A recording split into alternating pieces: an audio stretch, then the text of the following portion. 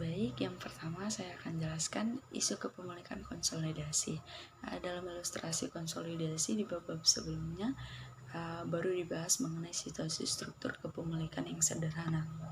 Dalam praktik, sering ditemui struktur kepemilikan yang kompleks.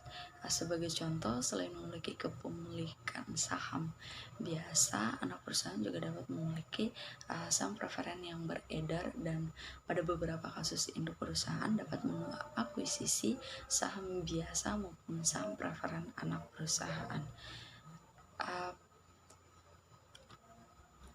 Beberapa masalah konsolidasi yang timbul dalam situasi kepemilikan kompleks yang sering ditemui dalam praktik. Yang pertama, saham preferen anak perusahaan yang beredar.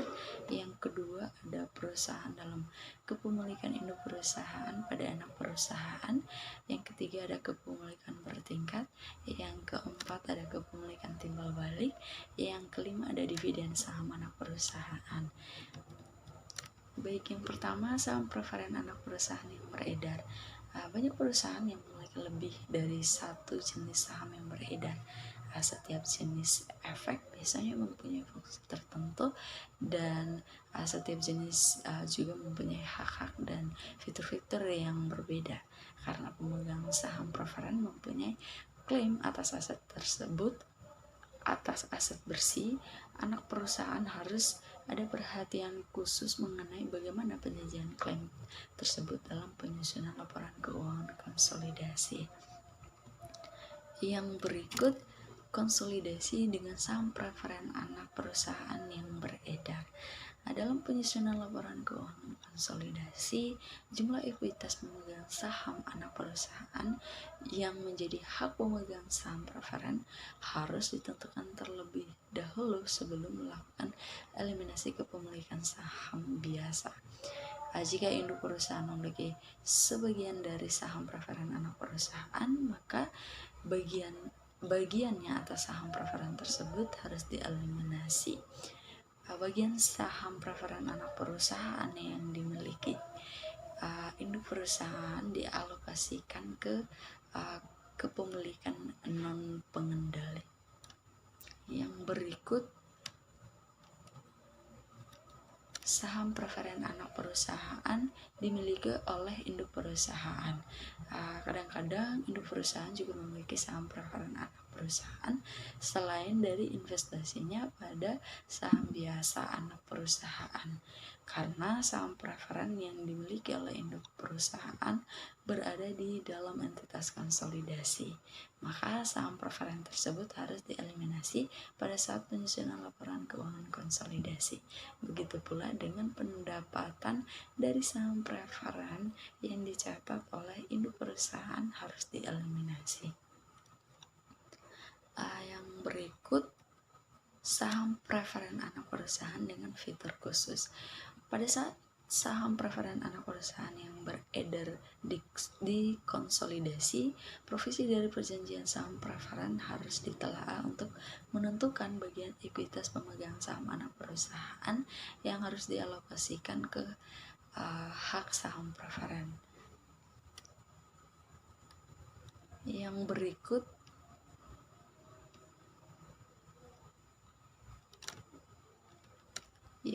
perubahan dalam kepemilikan induk perusahaan. Kepemilikan induk perusahaan dianggap selalu tetap antar waktu, tetapi dalam kenyataannya tingkat kepemilikan sering berubah-ubah. Perubahan dalam tingkat kepemilikan dapat diakibatkan oleh tindakan perusahaan atau anak perusahaan. Induk perusahaan dapat mengubah rasio kepemilikannya dengan membeli atau menjual saham anak perusahaan melalui transaksi dengan perusahaan yang tidak berafiliasi. Anak perusahaan dapat menyebabkan presentasi kepemilikan anak perusahaan berubah dengan menjual tambahan saham atau membeli kembali dari pihak yang tidak berafiliasi, atau dengan melakukan transaksi saham dengan induk perusahaan. 1. Pembelian saham tambahan oleh induk perusahaan dari non-afiliasi. Induk perusahaan dapat membeli saham anak perusahaan pada beberapa titik waktu yang berbeda. Pada saat penyusunan laporan keuangan konsolidasi, biaya perolehan setiap pembelian saham dibandingkan dengan nilai buku saham pada tanggal pembelian, dan perbedaannya diperlakukan sebagai bagian dari diferensial pembelian yang akan dialokasikan. 2. Penjualan saham anak oleh induk perusahaan ke non-afiliasi. Pada saat perusahaan menjual sebagian atau seluruh investasinya, sering timbul keuntungan atau kerugian dan dicatat dalam pembukuan penjual. Pertanyaan akan timbul jika saham yang dijual tersebut adalah saham anak perusahaan dan anak perusahaan tersebut masih tetap memenuhi syarat untuk dikonsolidasi.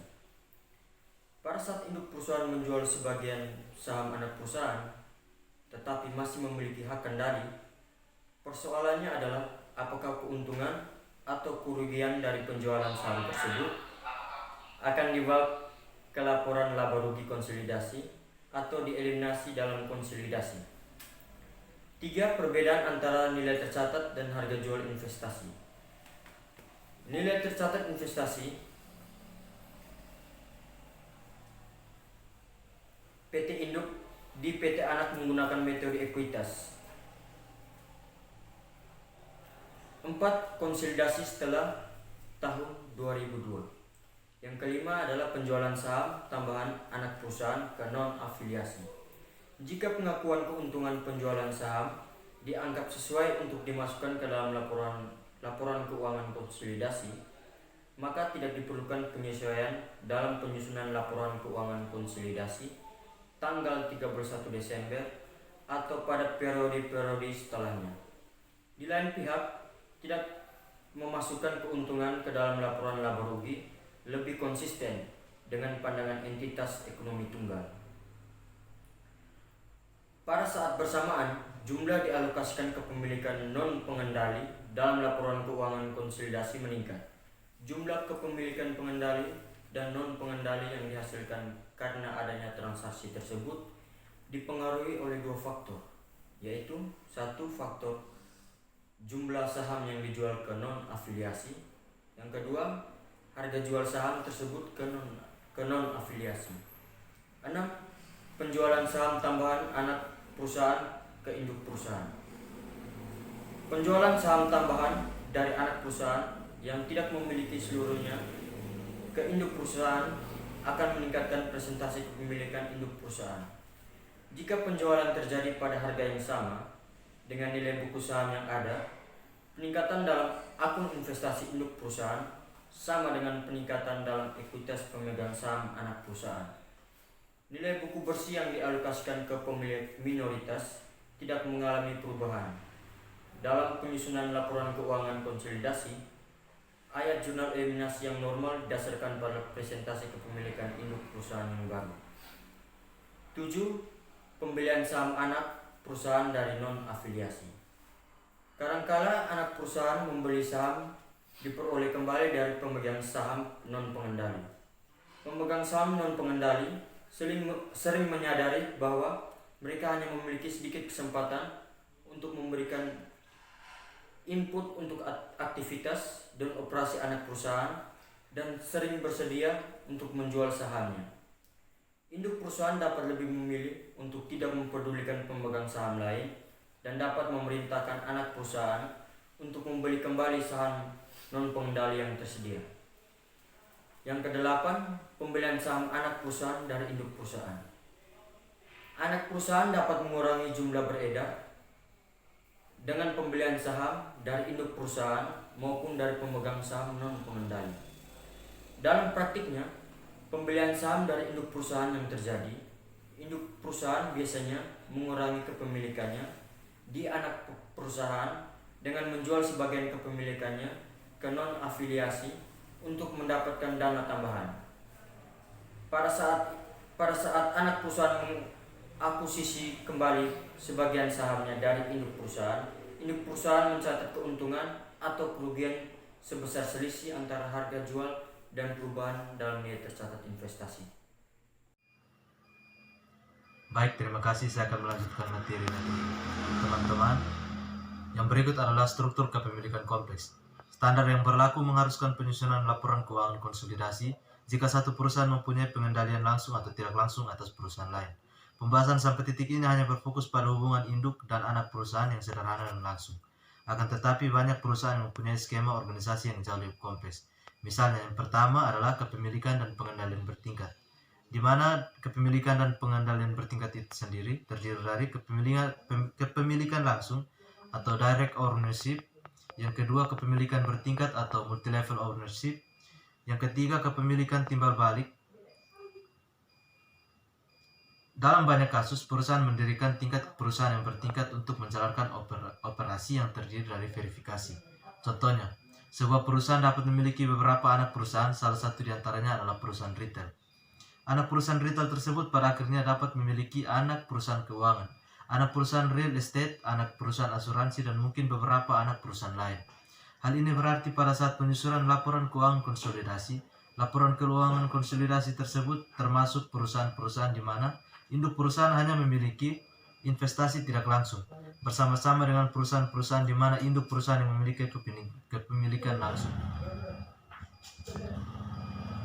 Yang kedua adalah perhitungan laba bersih. Perhitungan laba bersih dicontohkan dalam hal ini adalah misalkan PT Induk memiliki laba bersih 140 juta, PT Anak 50 juta, dan PT Bahtera 10 juta. Kepemilikan nol, pengendali nol. Yang berikut adalah jurnal eliminasi. Berlanjut dari perhitungan laba bersih tadi, jurnal eliminasinya, pendapatan dari PT Bahtera sebesar 9 juta, itu pada debit, dan pada kredit dividen diumumkan sebesar 7.200.000 dan investasi pada saham PT Bahtera sebesar 1.800.000. Yang berikut adalah laba antar perusahaan yang belum direalisasikan. Misalnya PT Induk laba operasinya sebesar 140 juta, PT Anak 50 juta, dan PT Bahtera 10 juta. Dan laba belum direalisasi sebesar 5 juta dari PT Induk, PT Anak sebesar 10 juta, dan 3 juta dari PT Bahtera. Yang berikut adalah dividen saham anak perusahaan. Utang dividen anak perusahaan dalam bentuk saham anak perusahaan memerlukan sedikit perubahan dalam ayat jurnal eliminasi yang digunakan dalam penyusunan laporan keuangan konsolidasi. Dalam penyusunan laporan keuangan konsolidasi untuk periode pengumuman dividen saham anak perusahaan, pengumuman dividen saham harus dieliminasi bersama-sama dengan peningkatan saham biasa dan peningkatan tambahan modal disetor. Oleh karena itu, saldo penuh dari sebuah akun ekuitas pemegang saham anak perusahaan harus dieliminasi dalam konsolidasi, sebagaimana prosedur yang biasa walaupun telah terjadi pergeseran jumlah dari satu akun ke akun yang lain. Yang pertama, ilustrasi dividen saham anak perusahaan. Dividen saham anak perusahaan. Contohnya, PT Anak mengumumkan 25% dividen saham untuk tahun 2001 atas saham biasa senilai Rp 200 juta dan memutuskan untuk mengapitalisasi nilai nominal dari saham tersebut. PT Anak mencatat dividen saham tersebut dan ayat jurnal sebagai berikut. Pencatatan dividen saham diumumkan sebesar 50 juta pada debit dan saham biasa sebesar 50 juta pada kredit. Mencatat 25% dividen saham biasa 200 juta kali 0,25%. Yang kedua adalah pengaruh terhadap periode-periode berikutnya. Jika PT Anak mengumumkan dividen saham selama 1 tahun 2001, maka ayat jurnal eliminasi sebagai berikut. Saham biasa PT Anak sebesar 250 juta pada debit, saldo laba 1 Januari 70 juta pada debit, investasi pada saham PT Anak 256 juta pada kredit, dan kepemilikan non pengendali 64 juta pada kredit. Dan kemudian mengeliminasi saldo investasi awal. Sekian dan terima kasih.